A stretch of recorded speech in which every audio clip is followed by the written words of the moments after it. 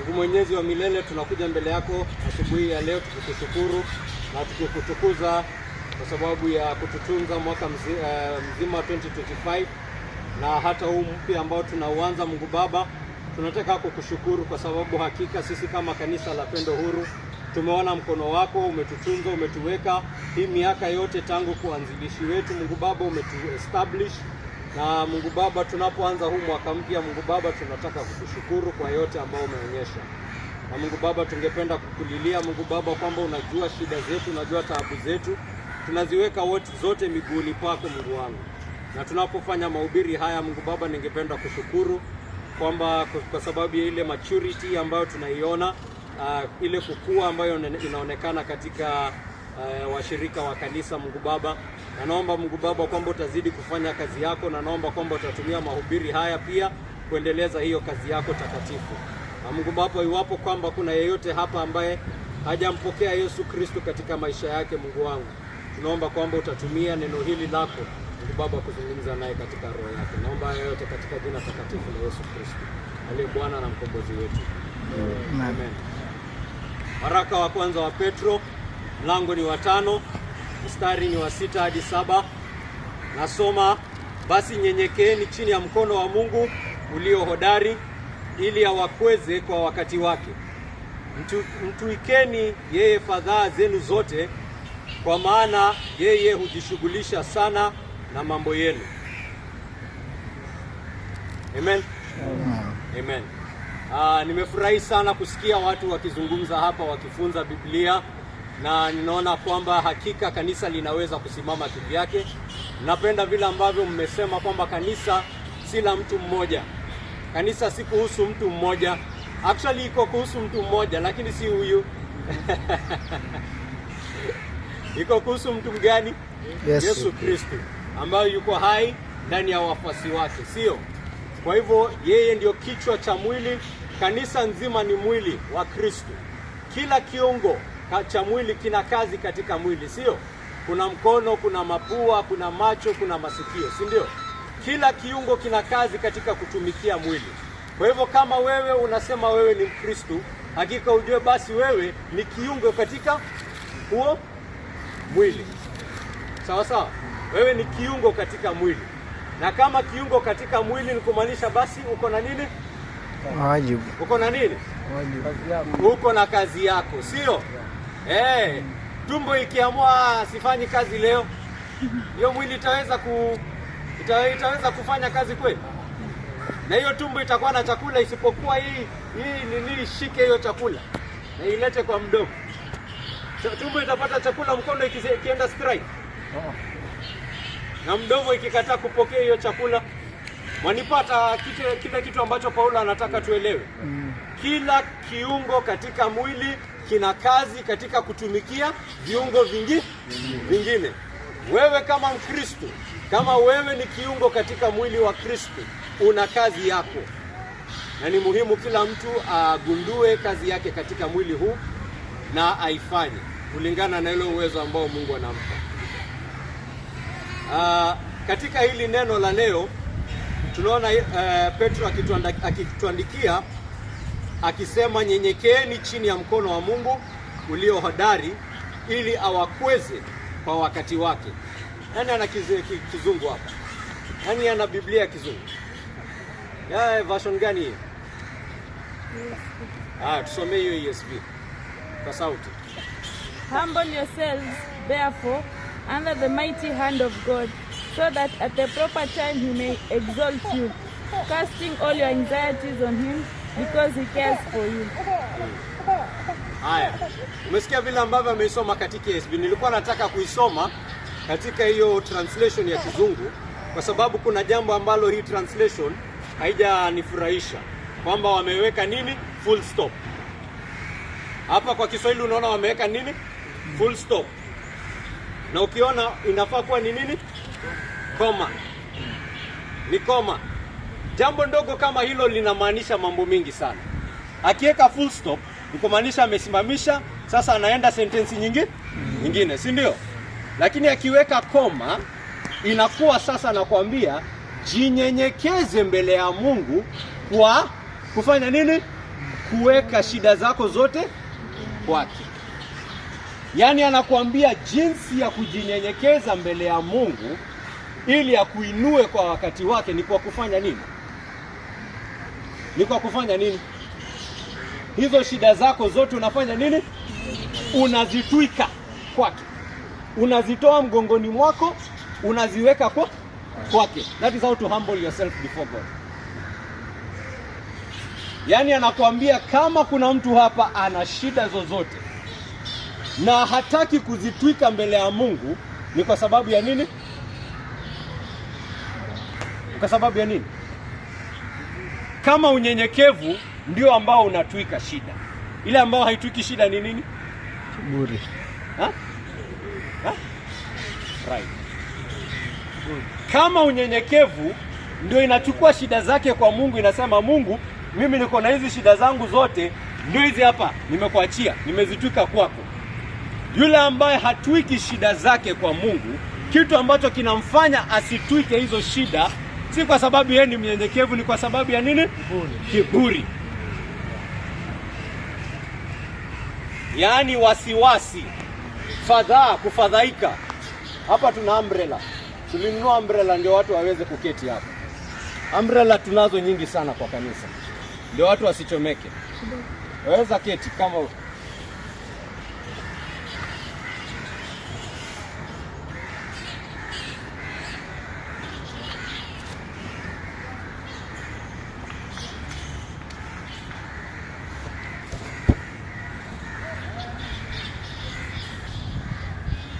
kitu ambacho kinakuzuia usimpe Mungu taabu zako, usimtikie shida zako, ni kiburi chako.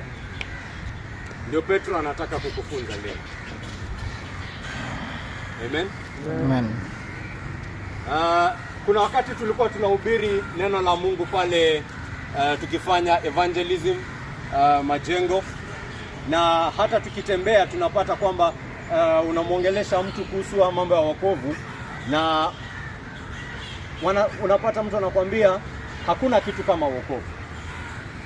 Hakuna jambo kama wokovu katika ulimwengu huu. Hiyo ni mambo ya uongo, kina Paulo walijenga mambo kama hayo, sio? Na nikawaza na nikaongea na huyo jamaa, nikamweleza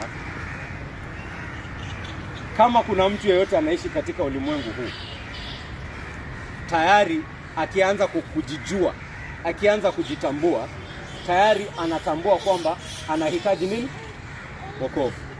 Hii si kitu mtu anafunzwa, hata hii si kitu mtu ati Paulo ndo alijenga. Hii ni kitu hata kabla nisikie kuhusu Paulo tayari nilikuwa ninatambua wokovu ni kitu hiko. Sijui kama mnanielewa. Mtu unatambua kwamba ulimwengu uko na shida na unahitaji mbinu, unahitaji jinsi, unahitaji namna ya kufanya nini? Kujiokoa kutoka hizo taabu, kujiokoa kutoka hizo shida, sio? Naamka asubuhi unagundua hapa nyumbani chakula kinakuanga ni kigumu kupata, unaanza kufikiria nitawezaje kuokoa familia yangu, yaani nitaweza kuwasaidia aje, si ndio? Kwa hivyo unataka kufanya nini? Kuwaokoa kutoka maisha ya njaa, si ndio? Hiyo ni kitu mtoto hata anaelewa. Mtoto anaona mamake anapigwa na babake, inamuuma, si ndio? Anasema mama, naona anateseka sana, ninatamani nikuwe mkubwa, nikuwe nisome, nifanye nini ndio niweze kumsaidia mama. Yaani niweze kufanya nini? Kumuokoa, si ndio? Nimtoe kutoka hiyo nyumba ambayo anapigwa, nimtoe kutoka hiyo nyumba ambayo anatusiwa. Ninataka kufanya nini? Kumuokoa. Hilo ni jambo linaonekana tu waziwazi katika ulimwengu, kwa sababu ulimwengu umejaa wasiwasi mwingi, jinsi ambavyo ndugu yangu Joseph ametuambia, jinsi ambavyo ndugu Joseph amesisitiza katika ushuhuda ambao ametupa siku ya leo. Na natumai kwamba watu wanapopeana ushuhuda hapa mnasikia maanani, sio? Mnasikiliza, si ndio? Notebooks zimebebwa, watu wamebeba notebooks. Watu wamebeba notebooks. Watu walisoma ile maneno tulifanya wiki iliyopita. Kijana leo ana hasira.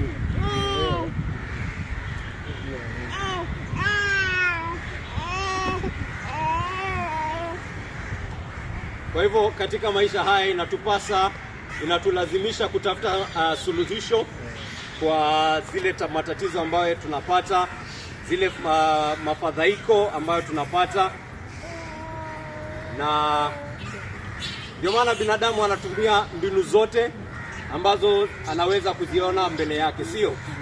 Anatafuta kuondoa hizi shida, kupigana na huu wasiwasi, kurahisisha ule mzigo ambao anaubeba, sio? Hii ni jambo ambalo hakuna mtu anafunzwa.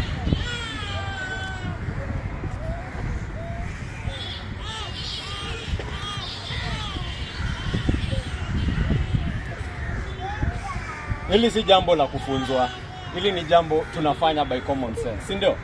Ukimpata mtu nimuulize kwa nini haukuji kanisani, aseme sikuji kanisani kwa sababu bosi wangu amesema nisikuje na nafaa kuwa job. Hiyo ni kumaanisha nini? Ni kwa sababu gani? Ametambua kuna shida, sio? Ametambua kuna shida ya pesa, shida ya hii. Na ameangalia, amepiga hesabu zake na ameona nikikuja kanisani sitanufaika sana, sio? Lakini nikienda kazini nitafurahisha bosi, nitapata mshahara, sio? Kwa hivyo anatambua kuna wasiwasi, kuna shida, na suluhisho ambalo ameona ni nini? Enda kazini, kamfuate bosi, kasikuje kanisani, si ndio? It is that simple, sio? Asifiwe Yesu. Amen. Matatizo kila aina, yale mambo ambayo huwa watu wanafuata katika ulimwengu, hata hizi raha ndogo ndogo, hizi raha za anasa, raha za ulevi, yote ni watu wanagundua, sijui moyo wao ni sadness ama sijui ni sadness ama ni nini. Anatafuta njia, anasema ninataka kufurahia maisha, sio? Nijiokoe kutoka kwa hii huzuni, kutoka kwa hii kuboeka, hii niko chini kila saa, si ndio? Kwa hivyo anasema nitafanya nini? Nitalewa, ama nitakuwa na wasichana 10, nitakuwa na wasichana 50. Hapo ndio anatafuta nini? Furaha. Hapo ndio anatafuta raha. Akisikia moyo umeshuka chini, anasema kitu pengine ninahitaji kinywaji kingine, pengine ninahitaji kuongeza msichana mwingine, si ndio? Hiyo ndio suluhisho, hiyo ndio mwokozi wake. Hapo ndio ameweka imani yake, hapo ndio anaona dhamani yake iko, hapo ndio hazina yake iko.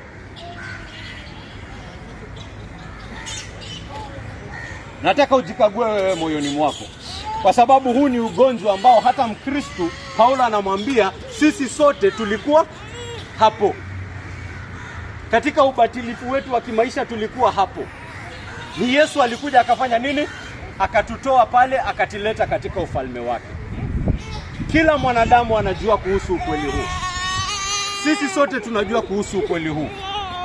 Sisi sote tunajua kuhusu kutegemea mambo mengine ambayo si Mungu. Sisi sote tumekuwa hapo, na sisi sote tunapigana nayo hadi siku ya leo. Hata Wakristo wanapigana nayo, kuweka imani yao wapi? Kwengine na si kwa Mungu. Hata Wakristo wanapigana nayo. Hata pasta.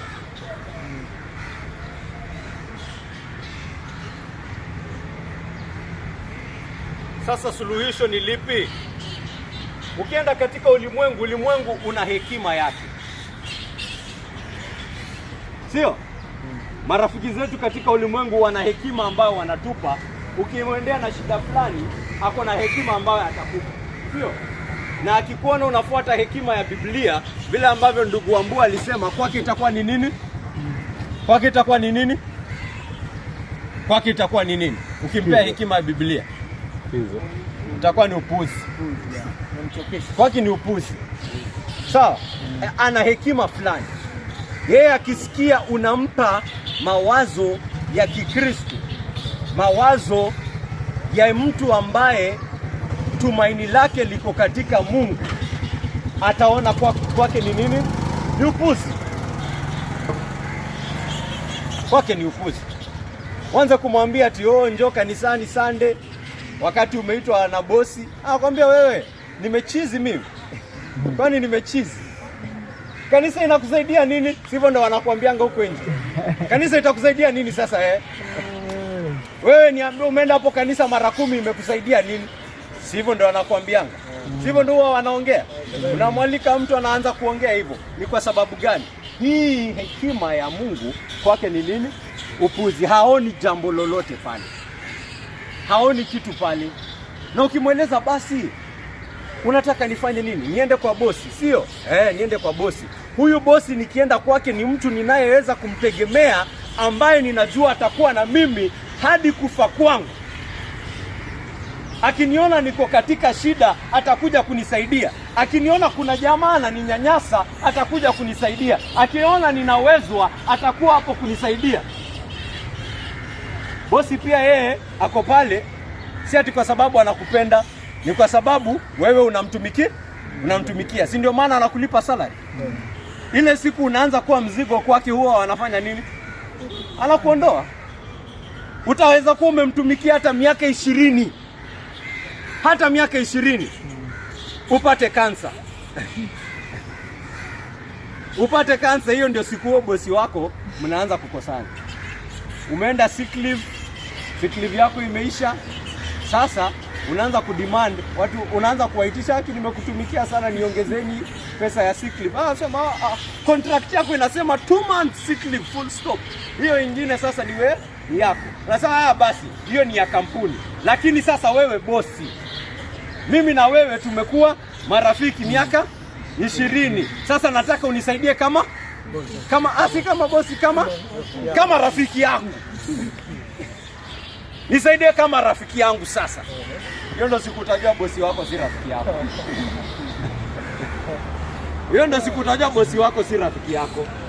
Ndio utajua bosi wako ni bosi kwako. Na umeweka imani yako wapi? Kwake yeye.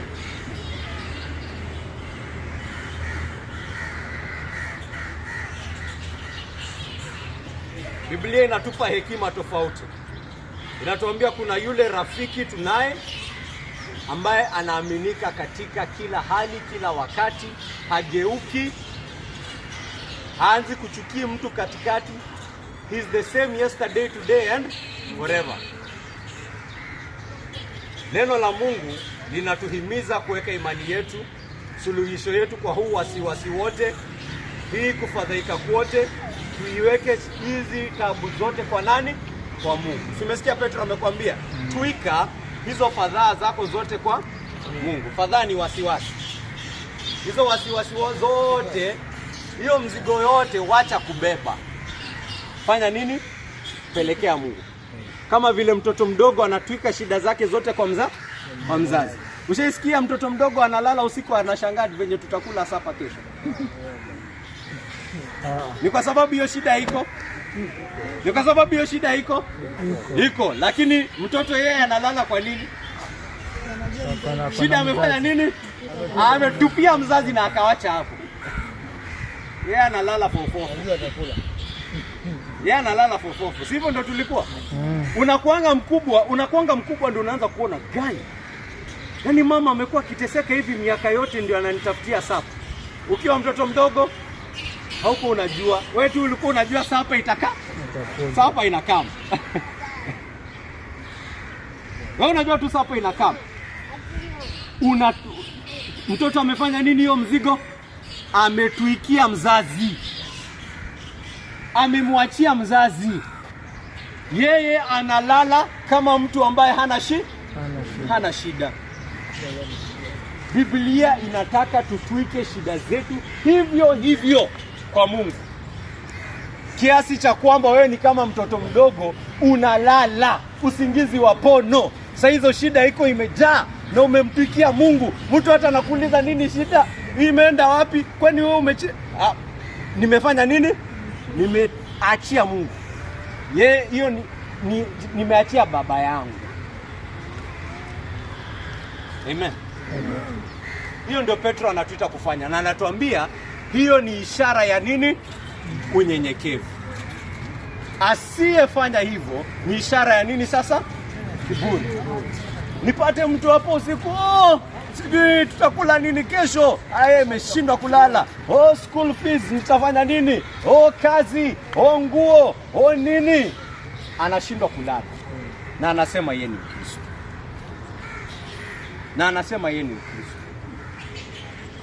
Ni Mkristo wa wapi?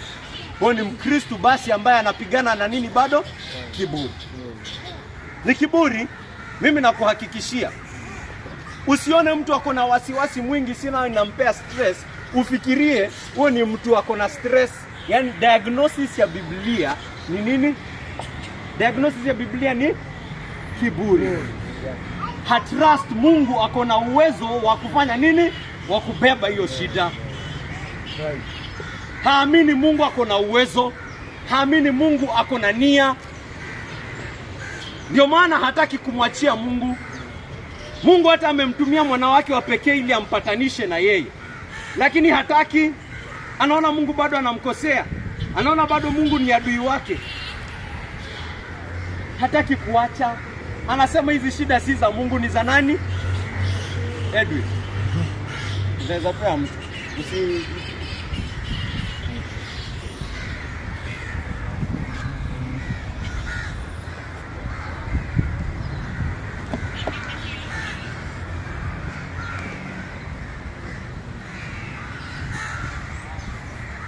Amen.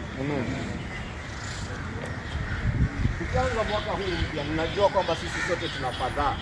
Tuna wasiwasi mwingi. Sio? Tunaingia kama kawaida, na hisi kitu inafanyika mwaka ukianza peke yake. Hata mwaka unapoendelea. Tunapoingia katika the future, tunaingia territory ambayo ama unajua nini itafanyika kesho? Sawa, unajua nini itafanyika kesho? Levi, hakuna mtu anajua kile kitafanyika kesho ama leo jioni. Haujui kama utapigwa na lori uvunjike mguu.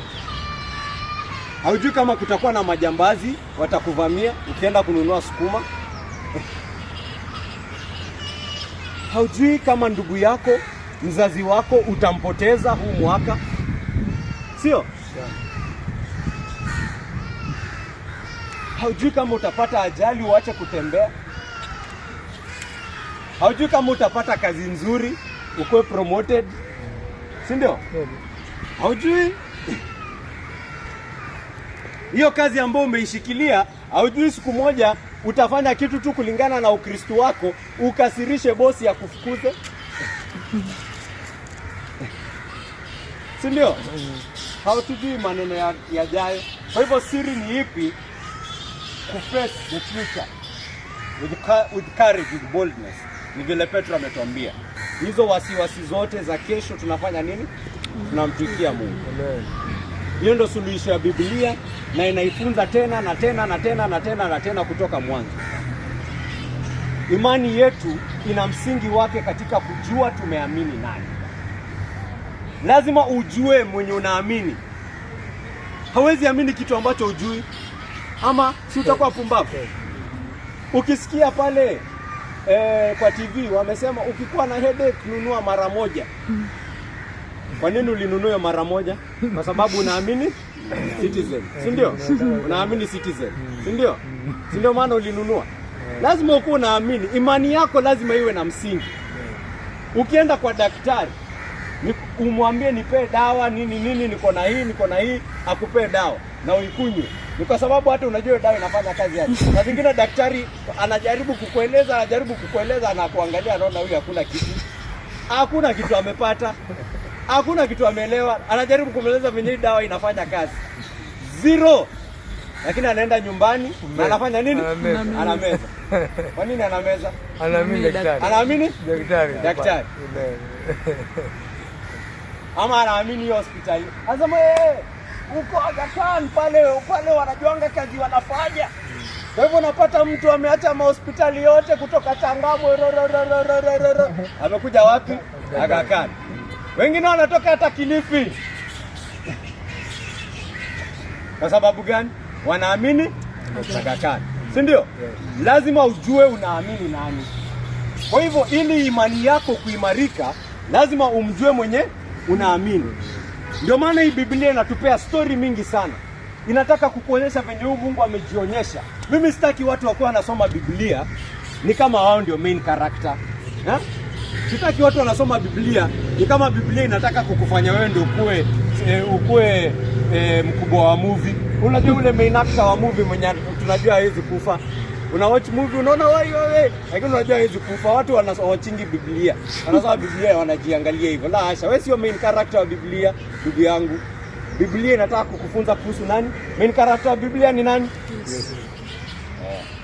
Yesu. In short, nani? God is the main character of the Bible. God is the main character of the Bible. Kwa hivyo unasoma hiyo Biblia, unataka kumjua nani kwanza? Unataka kumjua nani kwanza? Mungu. Jua Mungu. Muone amejireveal kwa watu wengi sana. Ndio unaweza jua. Angalia mtu kama Abraham. Nani si mnajua story ya Abraham hapa? Mnajua story ya Abraham? Mungu alijifunua kwa Abraham. Akaambia Abraham, wacha hii mali yako yote, enda kwa nchi ambayo na kupeleka. Abraham alikuwa anajua nenda wapi? Hapana. Abraham alikuwa anajua nenda wapi? Nini ilimfanya atoke? Imani. Nini ilimfanya atoke? Imani. In what? Aliamini nini? God. Aliaminia huyo Mungu. Akatembea kama yule ambaye Mungu anamwambia twende hivi, anaenda. Twende hivi, anaenda. Na tukaona hata Abraham katika safari yake bado anaanguka. Lakini kitu namweka fahamu, huyu Mungu amenipa ahadi. Hizi ndio ahadi amenipea. Na ninajua huyu Mungu ana nia ya kuweka hizi ahadi zake na ana uwezo. Hata akifika wakati ambapo moyo wake umekufa. Sikuna wakati moyo wake ulianza kukufa. Amengojea mtoto sana, alifanya nini? Alio. Alimlalamikia nani? Mungu. Alimlalamikia nani? Mungu. Anaenda kwa Mungu, anasema Mungu, uliniahidi mtoto, nimengoja miaka 10, hajakuja bado, nimeanza kuwa na wasiwasi. Mungu, nataka unihakikishie tena hiyo ahadi yenyewe ulipea. Unaona? Hata akianza kulalamika, hizo malalamisho anarudisha wapi? Kwa Mungu. Mtoto alikuja hapo kuja? Alikuja. Hata akaambiwa mtoto auwe. Ambiwa mtoto mwenye nilikwambia ni huyo, nataka auwe. Alipeleka huyo mtoto ama kumpeleka kufanya kama dhabihu? Alimpeleka, sio? Ni kwa sababu ahadi imeenda. Tunaandikiwa kwamba Abrahamu alijua Mungu ashamwahidi huyu mtoto ndio anazaa. Huyu ndio mtoto anazalisha mataifa. Kwa hivyo tunaandikiwa Abrahamu aliamini Mungu ana uwezo wa kufanya nini hata huyo mtoto? Akimuua ata uwezo wa kufanya nini? Kumfufua.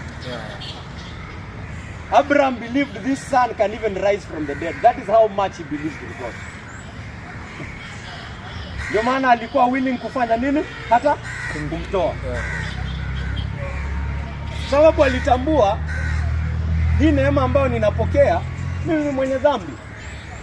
Lazima kuwe na dhabihu ya dhambi.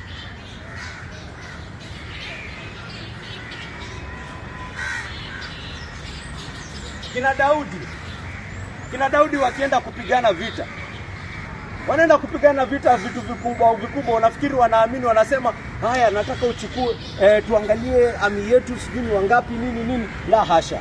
Ni hebu Mungu amesema tuende au la. Kama Mungu amesema tuende, basi tufanye nini? Tuende hata kama tuko watu 300. Hata kama tuko watu 300, tunaweza pigana hata na watu milioni 1. So long as nini? God. Nini ndio tunataka ikuwe tu bare minimum? So long as what? Nani ataongea na sauti? Niona niko na wanaume hapa, wanaume hawaongei.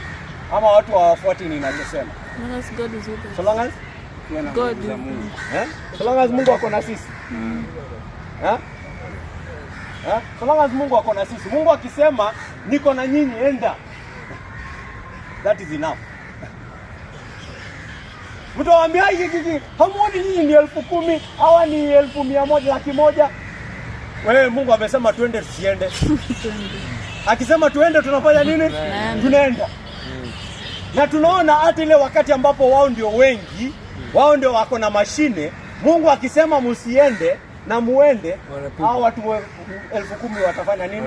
Watawapiga. Anaonyesha nguvu haiko katika hizo silaha zenu ama hizo nambari zenu, ati mko na watu wangapi, ati mko na silaha gani, ati mko na magari ya aina gani. So long as nini?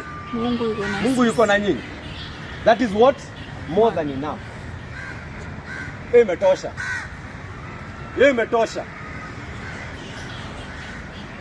Ai bana, ase ni 100, ase wamanzee wametushinda, tunapigana nikaa tunapigana watu 100 kwa mtu mmoja, wako na silaha kali, wamefanya nini. Hizo shida zote Daudi anazichukua kama mtoto mdogo, anafanya nini?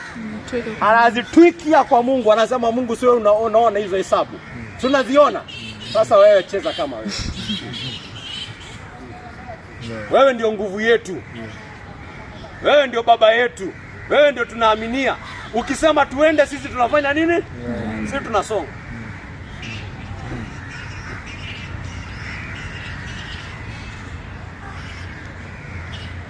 Cha muhimu ni kukuwa na uhakika kwamba una urafiki wa Mungu, kwamba Mungu ako na wewe, kwamba Mungu amesonga mbele yako, kwamba Mungu ukikuwa na hiyo inatosha. Shida zako zote unamwachia yeye. Nimeenda, watu wameniambia jana wameenda kwenye makanisa. Na kuna makanisa mengi siku hizi wanatumia Mungu ni kama kwamba yeye ni mchawi.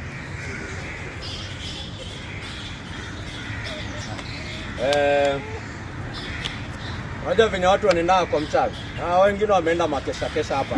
Na hiyo ugonjwa imejaa Kenya sasa hivi, imejaa Afrika, imejaa ulimwengu mzima, hata US. Watu wanatumia Mungu ni kama kwamba ni mchawi. Unajua ushaenda kwa mchawi? Ama ushaona movie za mchawi?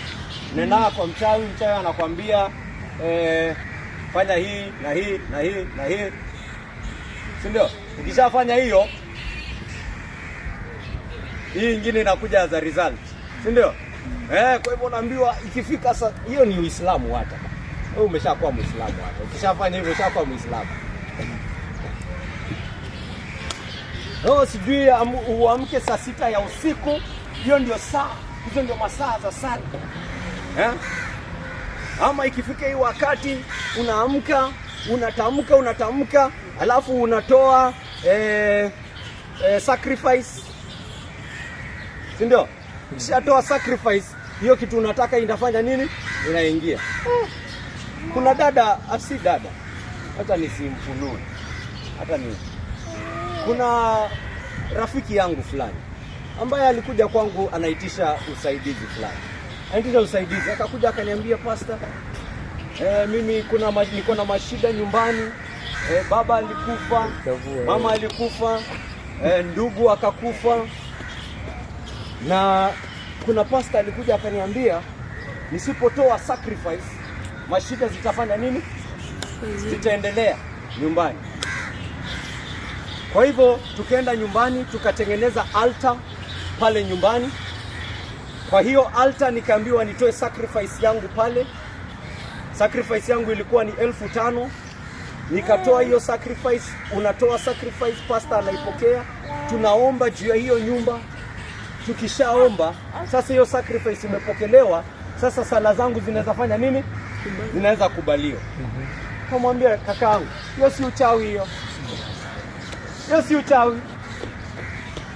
Hiyo si ni uchawi ama nini? Kabisa. Hiyo ni uchawi. Ndugu yangu, haya basi, anakuja ananiambia sasa nimepata ugonjwa tena. Ugonjwa umekuja nyumbani. Huyo sasa imani yake iko wapi? Unajua alikuwa anakuja anataka nimsaidie kivipi? Anataka sasa nifanye nini? Tuende kwake tufanye sacrifice nyingine. Si ndio? Anasema tuende tutengeneze altar nyingine, nitoe sacrifice nyingine kwa ajili ya ugonjwa huu. Na nikitoa hiyo sacrifice, Mungu atafanya nini? Ataniponya. Mwambie dadangu, huoni hiyo ni uchawi? Sacrifice. Anaanza, pastor, kwani uamini sacrifice? Nikamwambia yes I do. Yes, I do believe in sacrifices. Lakini kuna sacrifice ngapi? Moja. Na ishatolewa. Na imeshakamilika. Na hiyo sacrifice nani aliitoa? Ni Mwenyezi Mungu mwenyewe. Aliitoa. Na ni nani huyo sacrifice? Mwili wa mwana wake Yesu Kristo. Hiyo imetosha. Hiyo imelipia dhambi zangu zote. Hiyo imenirudisha kwake. Hiyo imenifanya mimi na Mungu sasa ni marafiki. Sasa nikienda kwa Mungu, mimi sitoi sacrifice. Ninagundua sacrifice ifanya nini? Ishatolewa. Kwa hivyo ninamwambia Mungu, mimi ni mwenye dhambi. Mimi ni adui yako. Mimi nina shida hizi zote, lakini ninagundua kwamba umenipatanisha kwako katika nani? Yesu Kristo. Kwa hivyo ninakuja kwako kwa jina la nani? Yesu Kristo. La Yesu, si kwa jina la 5,000 nimetoa. Si kwa jina ya pesa nimetoa. Pesa nitatoa, ndio. Lakini si kwa sababu ninajaribu kununua kibali cha Mungu.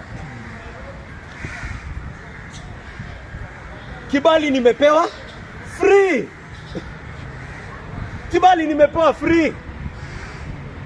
Yesu Kristo hakuna mtu alimlazimisha kushuka. Alishuka free. Mungu amekuita wewe adui wake kuja kwake free.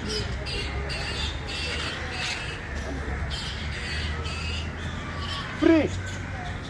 Anakuita wewe adui wake. Anakuita wewe ambaye umekuwa ukiishi kama adui wake. Wewe ambaye umekuwa ukiishi katika dhambi. Wewe ambaye umekuwa ukiishi ukimkosea. Anakuita wewe njoo. Nimekupatanisha nami katika nani? Msalaba wa mwana wangu Yesu. Kila kitu kishamalizika. Kila kitu kwisha. Rudi leo. Hakuna ambaye anakuja ambaye nitafanya nini? Nitamtupilia mbali. Hiyo ndio Ukristo.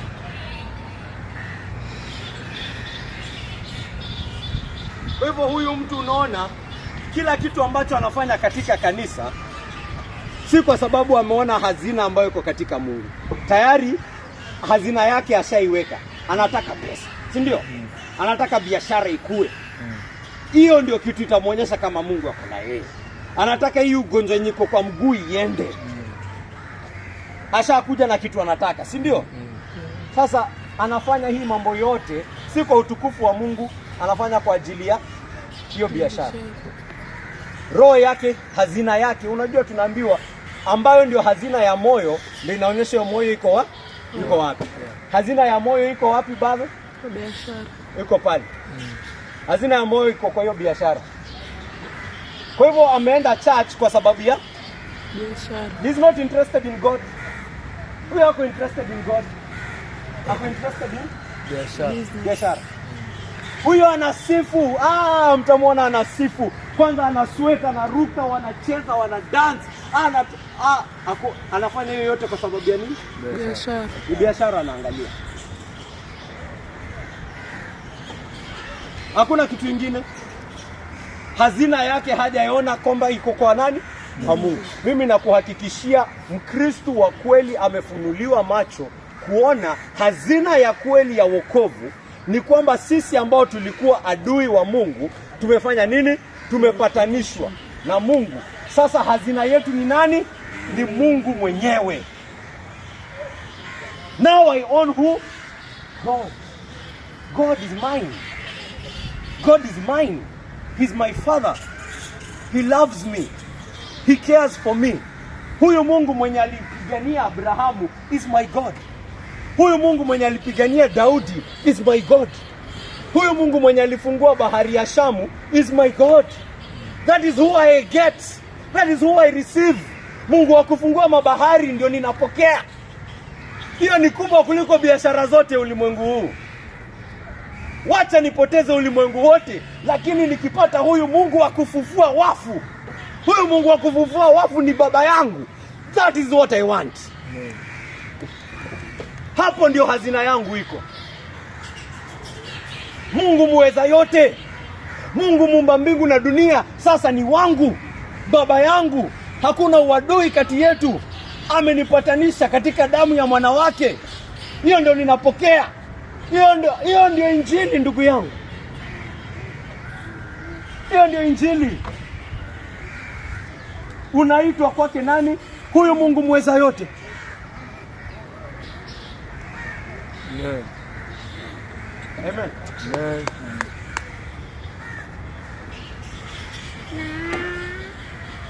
Na yeyote ambaye anamuona Mungu katika hiyo style, ananyenyekezwa mbele yake, anafurahia kwamba amepatanishwa naye. Yeyote ambaye anamuona huyu Mungu, lazima ataona asilia ya dhambi yake.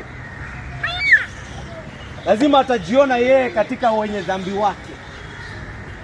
Atajiona kwamba yeye hafai Mungu kama huyu. Hafai Mungu kama huyu. Atajiona katika Adamu. Biblia imesema sote tulitenda dhambi katika Adamu, si ndio? Atajiona katika Adamu. Unajua kwa nini watu wako na wasiwasi ulimwengu wari? Uende oshe. Unajua kwa nini watu wako na shida nyingi? Kwa sababu tumetoa imani yetu kutoka kwa Mungu na tumeiweka kwa mambo mengine. Tunaona ni kama Mungu hatupendi. Tunaona ni kama Mungu hatujalii mazuri. Hiyo ni sumu ambayo iliingia ndani yetu pale Edeni. Hivyo ndo baba zetu waliambiwa. Alikuja wakaambiwa, huyu Mungu hawapendi, anawanyima, hataki mkue kama yeye. Hivyo ndo nyoka aliambia hivi, Mungu hataki mkue kama yeye, anawanyima hekima. Nakwambia tunapomuona huyu Mungu tunaona hiyo sumu ndani yetu. Tunaona kwamba ni sisi wenyewe tulipokea hiyo sumu. Tunaona ni kama kwamba Mungu hatujali, ni kama Mungu hatufikirii. Ndio maana sasa tunatafuta our own way. We leave him and we go look for our own way.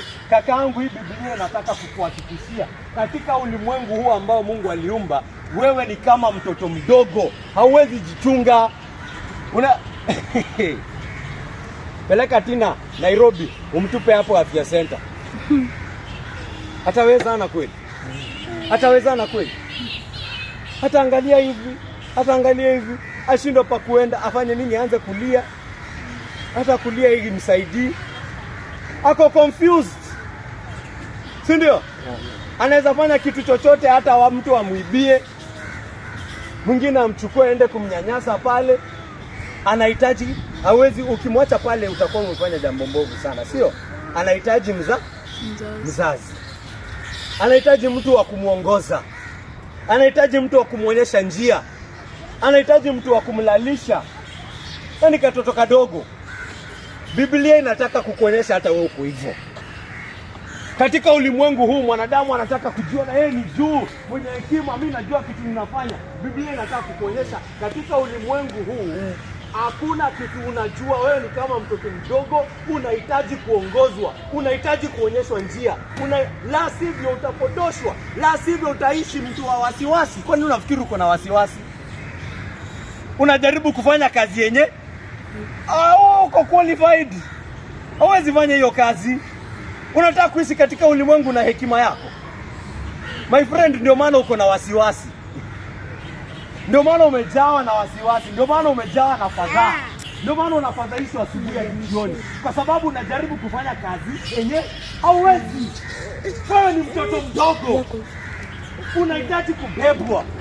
Unahitaji kuonyeshwa njia. Unahitaji kuonyeshwa jinsi ya kufikiria, jinsi ya kufanya vitu. Usifanye hii, usifanye hii. Mimi ndio nakutafutia hiyo, usitaki. You need a father. Mwanadamu amejaribu kusimama kivyake. Biblia inatupea historia ya miaka karibu 6,000 kukuonyesha mwanadamu amejaribu kusimama kivyake na amefanya nini? Na ameshindwa.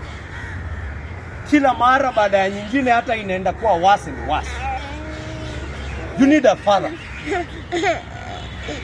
Unafadhaika kwa sababu unajaribu kufanya kazi yenye si yako. Hiyo ni kazi ya Mungu.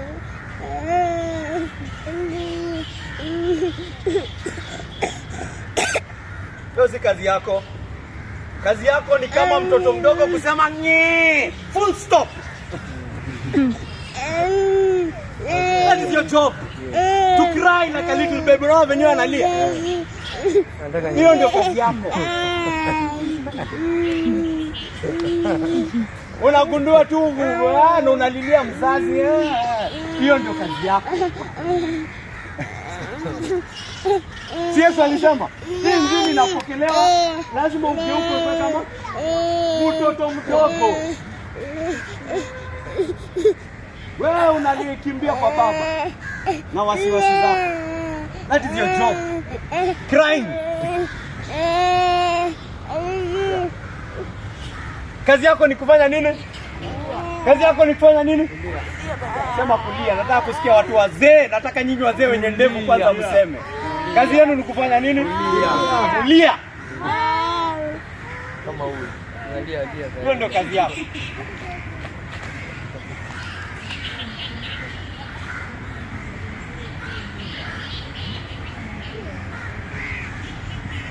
Usiwache asilia yako ya dhambi kufanye ufikirie Mungu hakujali, hakupendi. Unachukulia Mungu kama adui. Si ndio maana watu hawakuji kwa Mungu, si ndio? Si ndio maana watu hawakuji kwa Mungu. Lazima Mungu atanisaidia nini? Alikuwa wapi mama akikufa? Alikuwa wapi babu akikufa? Alikuwa wapi tukinyang'anywa ardhi na serikali? Alikuwa wapi? Na unataka kuniambia ananijali? Mimi usiniambie mambo ya Mungu hapa. Watu wanafikiria Mungu hawajali, watu wanafikiria Mungu hana uwezo, watu wanafikiria Mungu amelala. Anasema mimi sitaki mambo ya Mungu, mimi nitajijali mimi mwenyewe. Haya niambie basi. Umekuwa ukijibeba imekufanya nini? Umekuwa katili. Ndio? Umekuwa muuaji, umekuwa mchoyo, na katika kufanya hayo mambo yote wasiwasi umefanya nini? Hata ndio umeongezeka zaidi. Hata ndio wasiwasi unafanya nini? Ndio unaongezeka.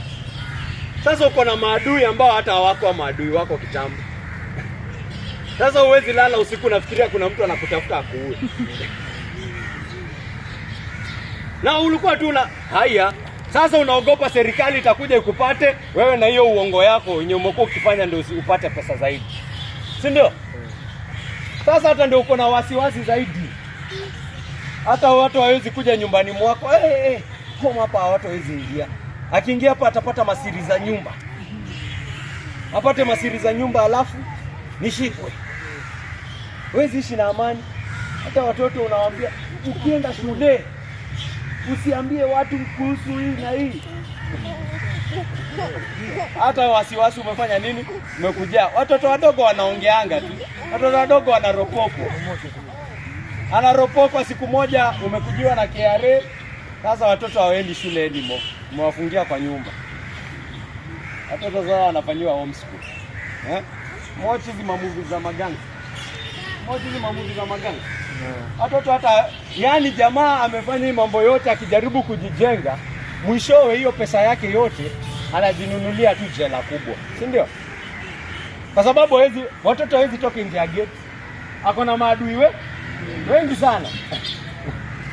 Watoto hawezi toka nje ya gate. Kila mtu ni adui wake sasa. Kwa hivyo anawajengea nyumba kubwa, compound kubwa, inakuwa ni kama ndio gereza yao. Gereza mzuri. Amen.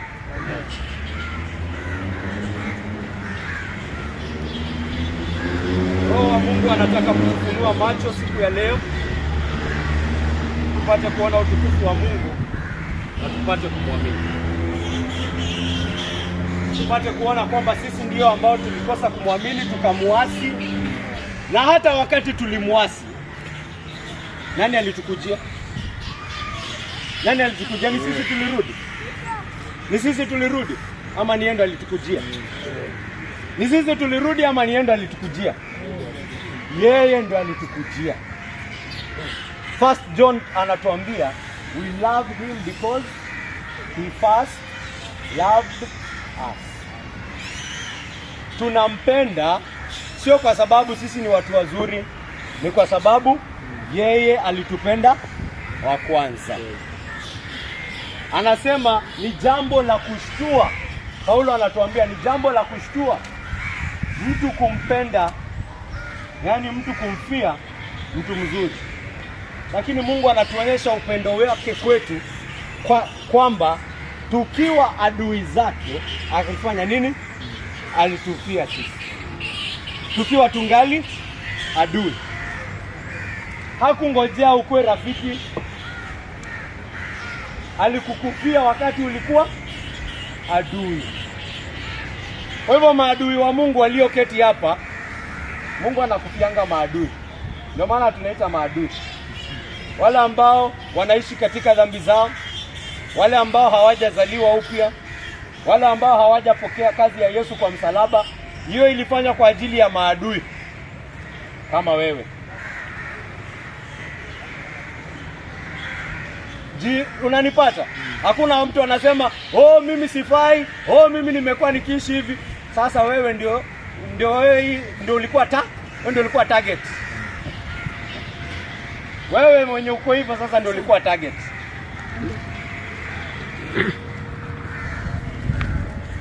Na mwenye anakataa kukuja akisema mimi ni mwenye dhambi sana, hiyo tena ni kiburi. Hiyo ni kiburi. Hiyo si kunyenyekea, hiyo ni nini? Kiburi.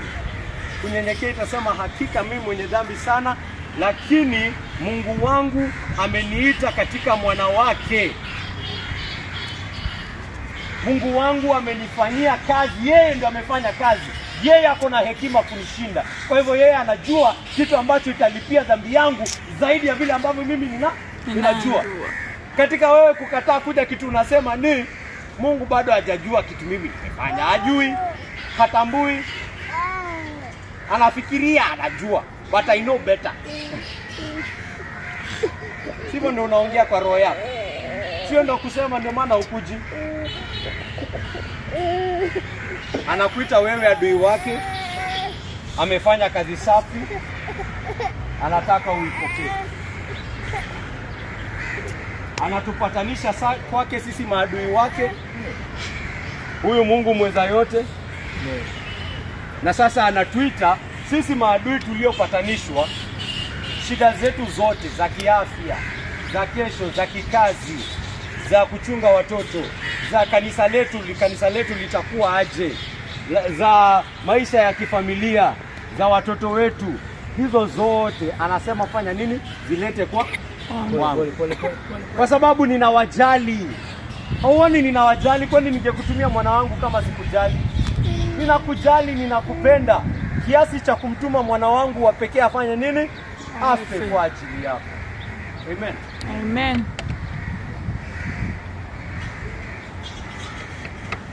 Nataka kufunga kwa haraka nikitumia haya mafunzo.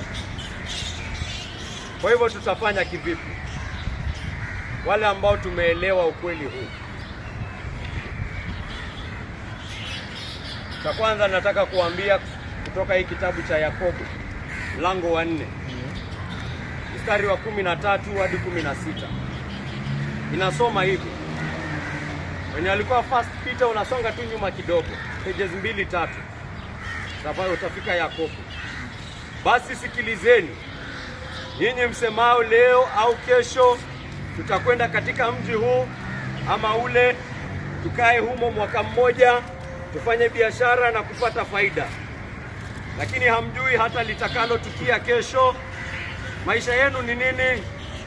Ninyi ni ukungu ambao huonekana kwa kitambo kidogo kisha utoweka.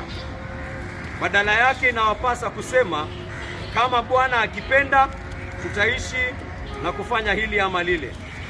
Kama ilivyo sasa mnajisifu na kujigamba. Kujisifu kwa namna hiyo ni uovu. Kuna watu jana usiku walideclare na wakadecree mambo ambayo yatafanyika hii mwaka. Anasema this year, this is the year I get a wife. This is amesema. Aliambiwa ukiisema saa 6 imeingia. Amen. Lakini sisi hatuitwi kudeclare na kudecree hivyo.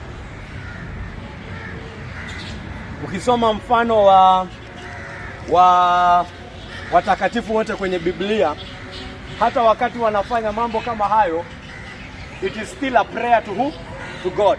It is not you who does things. It is who? God. It is God.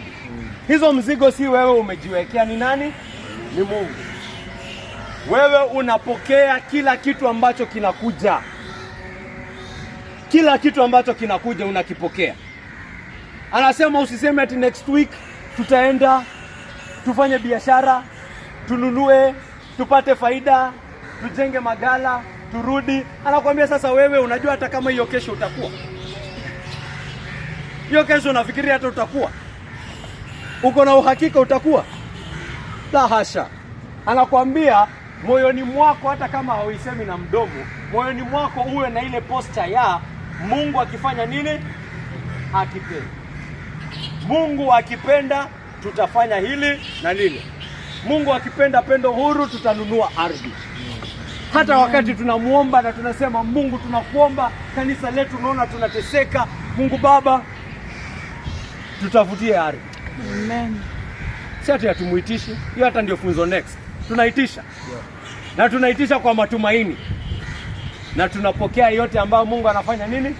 Anatupea. Tukijua, unajua hii mafunzo ambayo nimefunza hapa, hata Waislamu wanaifunza. Hata wao wanaifunza. Wanakwambia hata sisi watu tunasemanga hivi. Tunasema sijui bismillah ama ni alhamdulillah. Yaani Mungu akipenda. Amevunjika. Inshallah. Lakini tofauti kati yao na sisi ni gani? Tofauti kati yao na sisi ni gani? Mafunzo ni yale yale. Au unaweza msomea hiyo verse na aseme hata sisi hiyo tunafunza. Tofauti kati yao na sisi ni gani? Hawajajua msalaba. Hawajajua msalaba.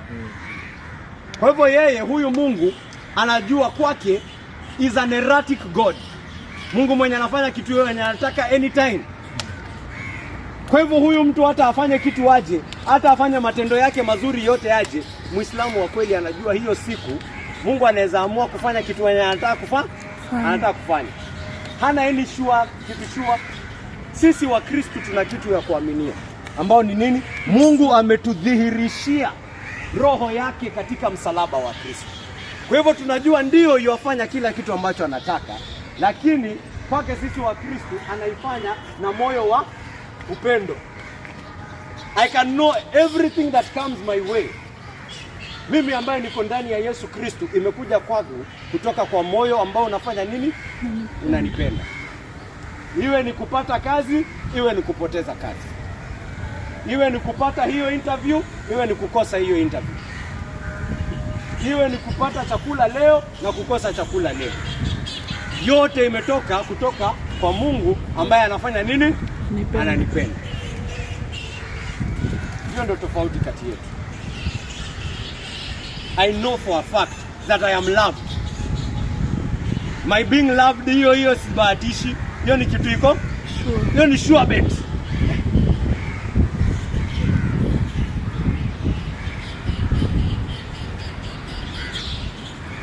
Kwa hivyo niko tayari kupokea kitu chochote kile. Kwa hivyo nasema tupokee mapenzi ya Mungu katika kila jambo. Tukimshukuru katika kila hali. Hii Wafilipi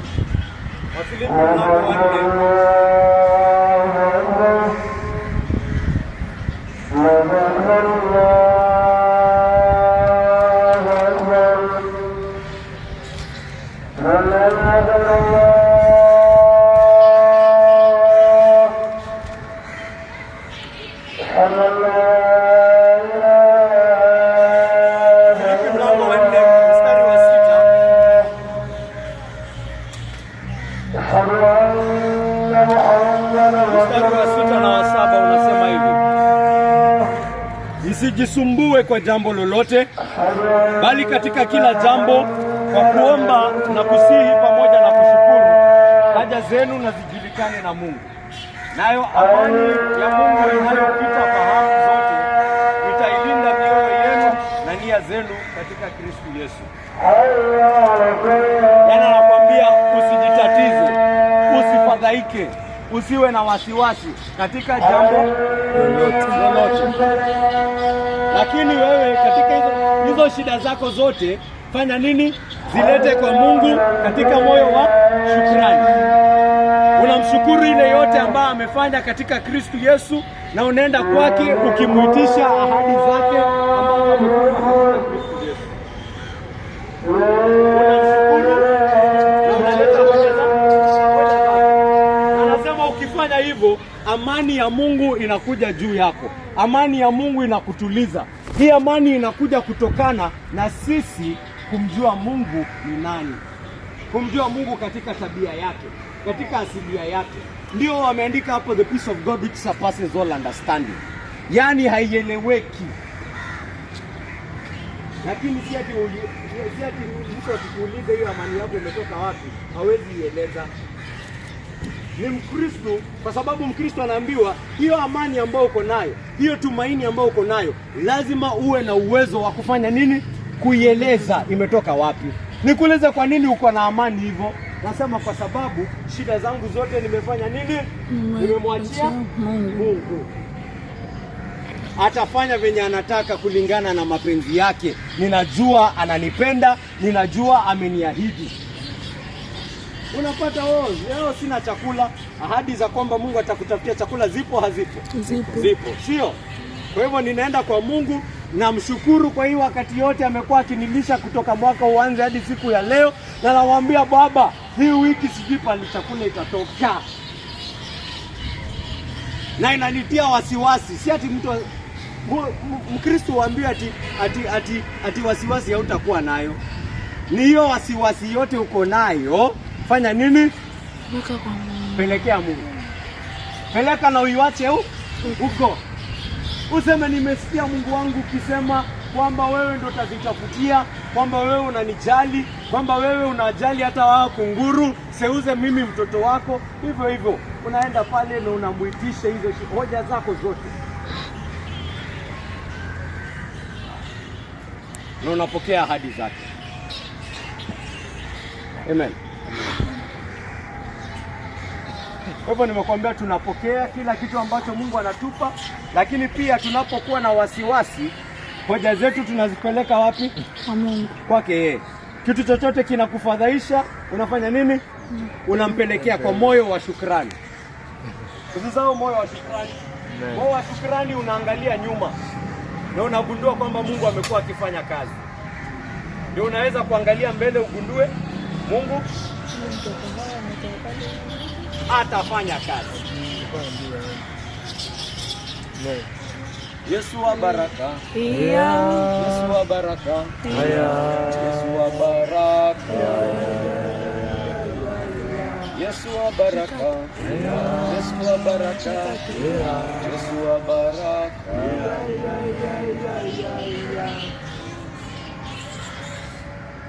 Wafilipi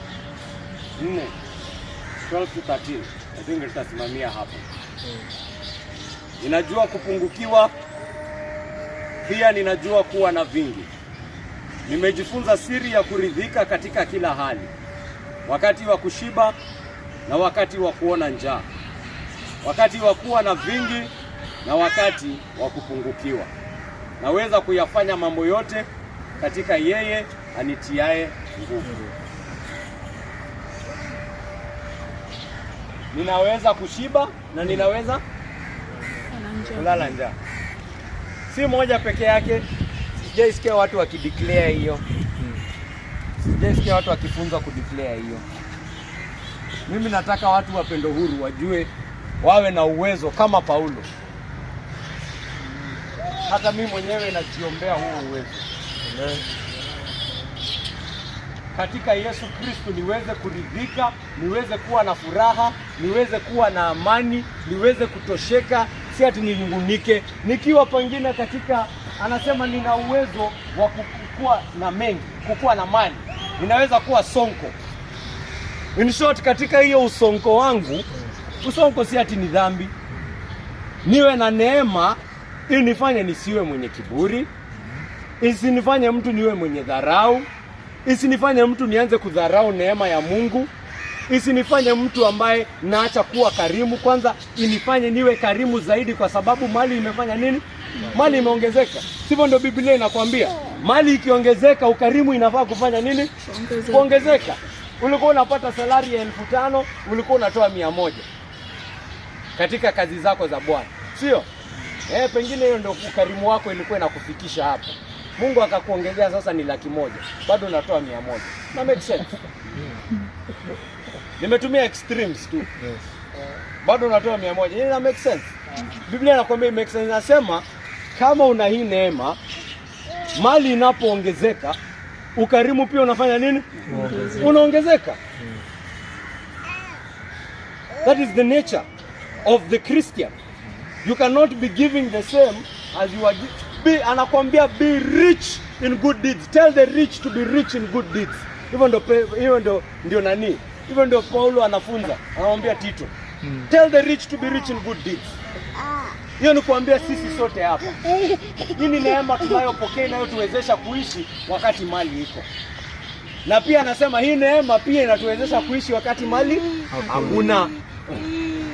Wakati mali imeisha, nisikuwe na uchungu na Mungu, nisikuwe na kisasi na Mungu, nisikuwe nimekosa matumaini na Mungu, ati Mungu anipendi, ati Mungu anijali, Mungu anifikiri. La hasha. Hata katika hapo mambo yakichemka, bado ninaweza kuishi kwa amani, kwa upendo, kwa kuridhika, kwa roho ya Ukristo. That is the Christian life. That is the grace we have.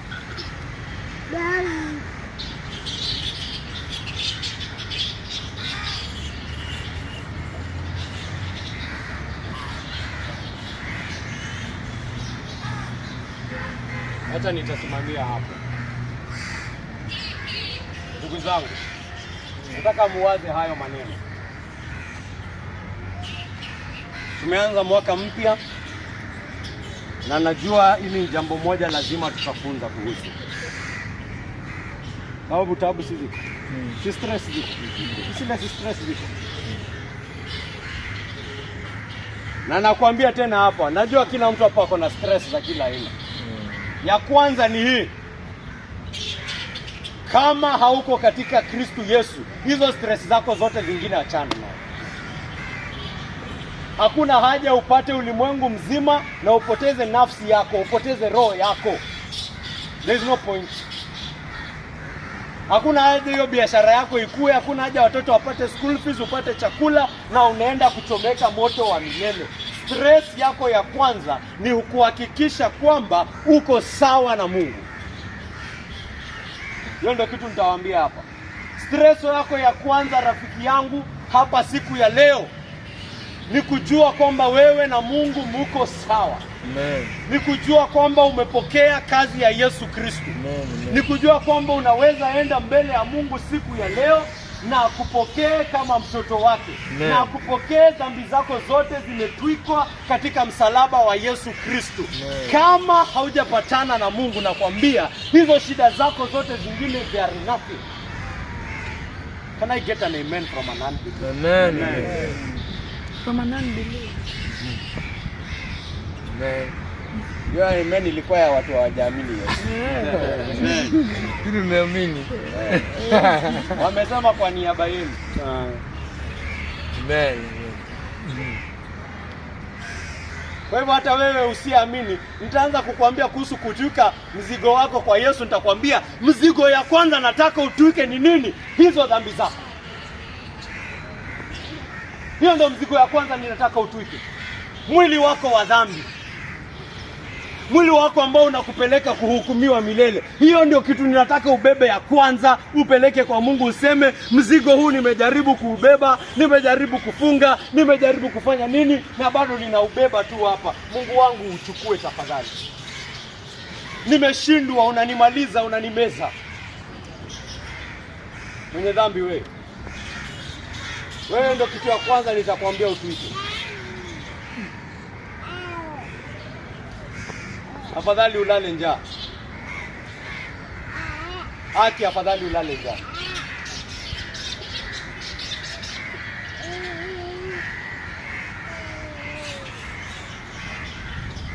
Na Wakristo wenzangu ambao mmempokea Yesu, ambaye mmepatanishwa naye Yesu Kristo, nataka mumkumbuke huyu Mungu ambaye amewapenda kiasi cha kwamba amemtoa mwana wake wa pekee, akawapenda ikiwa mngali adui zake, akamtoa mwana wake akawarudisha kwake.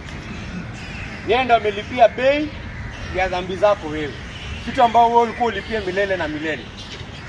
Sasa mtu anakujali hivi ndio mtu wa kutoroka? Mtu anakupenda hivi ndio mtu wa kumweka kama by the way? Hizo shida zako zote ambazo zinakutatiza zipeleke wapi? Kwake yeye. Hakikisha wewe na yeye mnatembea pamoja. Hakikisha uhusiano wako wewe na yeye umesimama wima, umesimama imara, unaendelea kupatanisha, unaendelea kuishi katika hii maisha mapya, unaendelea kuungama dhambi zako, unaendelea kukua katika kutakaswa kwako. Sio? Na ukipata taabu yoyote unaipeleka kwa na unapokea kila kitu ambacho anakuletea, ukijua imetoka kwa moyo ambao unafanya nini? Unakupenda. Hoja zako zote peleka, lia kabisa. Lia kabisa. Mimi sijasema watu wasilie. Hezekia si alikuja akaambiwa atakufa. Alifanya nini? Mfalme mzima alifanya nini? Selilia. Nimekuwa nikikutumikia maisha yangu yote. Nabii hata kutoka kwa gate.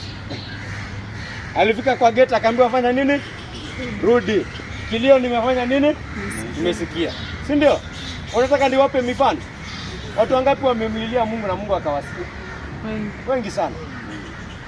Wengi sana. Si kila mara anajibu venye anataka. Kina Hezekia mwenyewe pia huyu ambaye alikuja kuatakiwa na mfalme wa Babiloni. Nini Babiloni ama Asiria? Anaitwa Senakerib amekuja amesema, "Hii miungu yote, mataifa yote nimeshinda." Senakerib amekuja na mkono kifua nje. "Nimeshinda hii mataifa yote na miungu yao. Sasa nyinyi Waisraeli mnakuja hapa mnasema ati mnalilia Mungu wenu. Nimeshinda miungu yote. Sasa Mungu wenu ni nani? Hata huyo Mungu wenu nitafanya nini? Hata huyo nitashinda venye nimeshinda hizi zingine." Hezekia waliona Senakerib ni wakubwa sana, powerful. Walifanya nini? Hiyo ni stress ilikuwa imewapata. Ukisoma hiyo story, walikuwa na stress mbaya.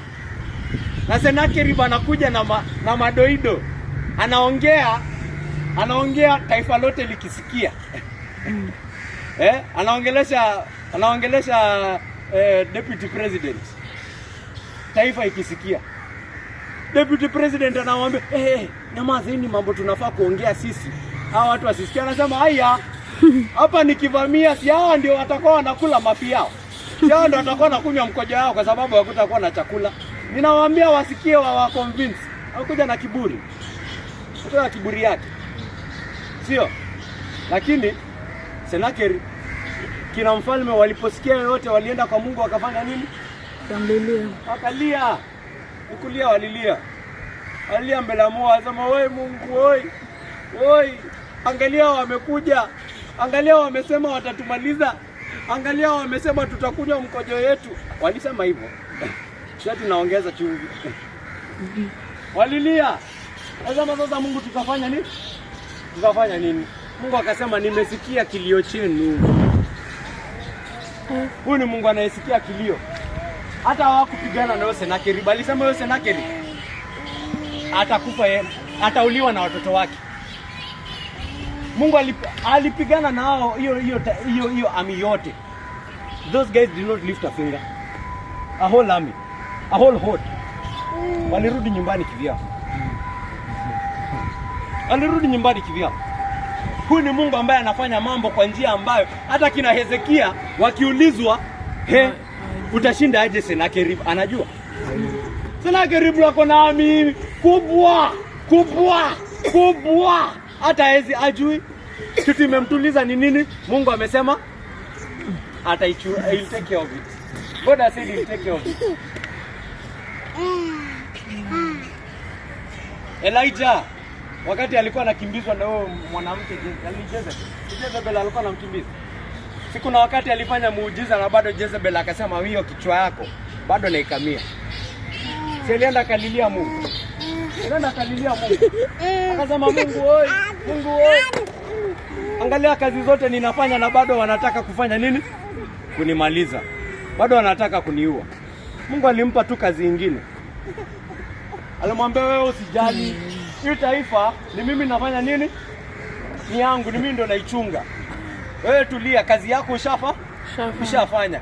Wewe sasa naona ni kazi nyingine unahitaji. Akapewa kazi nyingine. Hiyo ndio unaona umeanza kukua hapa na depression. Shika hii kazi nyingine. Lakini Israel ni mimi nitafanya nini? I will worry about it. Unaona? Amepata jibu, lakini si jibu alikuwa anafanya nini? Anatarajia. Na anaenda anafanya hiyo kazi yake akijua Mungu ako na hekima kuniliko. Mungu ako na hekima kuniliko. Ambacho amefanya ndio ndio sawa. Amina. Amen. Amina. Amen.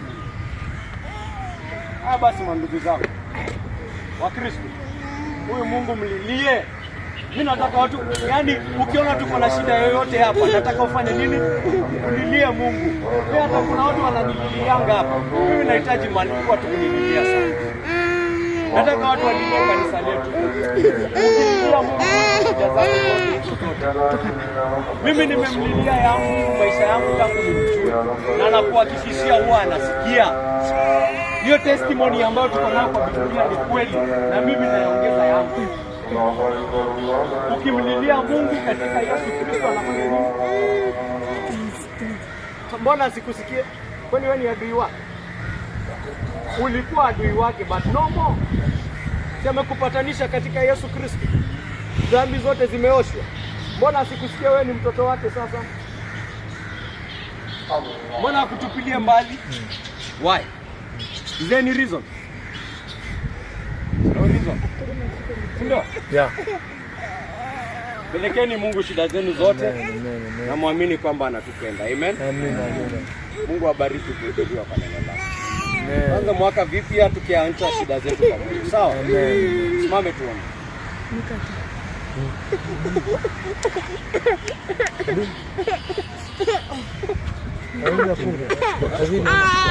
Azina ma.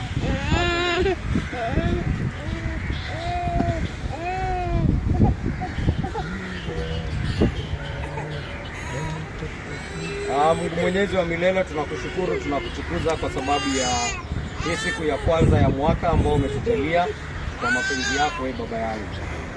Mungu wangu, nakuomba na kushukuru vile ambavyo umetunza Pendo Huru Reformed Ministries, vile ambavyo umetuweka na vile ambavyo unazidi kufanya kazi yako miongoni mwetu, Mungu wangu, kulingana na mapenzi yako, Baba. Mungu wangu, nakuomba kwamba utazidi kutembea nasi, kwamba utazidi kututunza na kwamba utazidi kutuweka, Mungu Baba, shida zetu zote, taabu zetu zote, wasiwasi wetu wote, katika unyenyekevu, Mungu wangu, tunaiweka mbele yako kwa sababu tunatambua sisi hatuna uwezo wowote. Sisi tunakuhitaji wewe kutupigania. Sisi tunahitaji wewe, Mungu Baba, utembee nasi.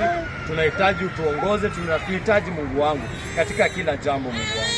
Na tunaomba Mungu Baba kwamba tunapokulilia, Mungu Baba, utajidhihirisha kama yule Mungu aliye hai, kama yule Mungu ambaye anapigania watu wake, Mungu Baba, kulingana na mapenzi yako.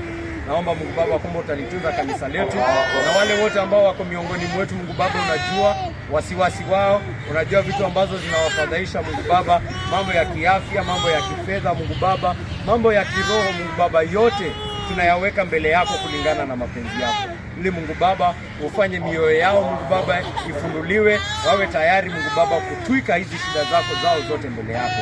Na wale wote ambao hawaja kujua Mungu Baba, tunaomba Mungu Baba kwamba utafunua roho zao wapate kuona nuru ya injili ya utukufu wa Yesu Kristo ambaye ni sura yako. Naomba haya yote katika jina takatifu la Yesu Kristo aliye Bwana na mkombozi wetu. Amen. Anaweza, Anaweza, anaweza.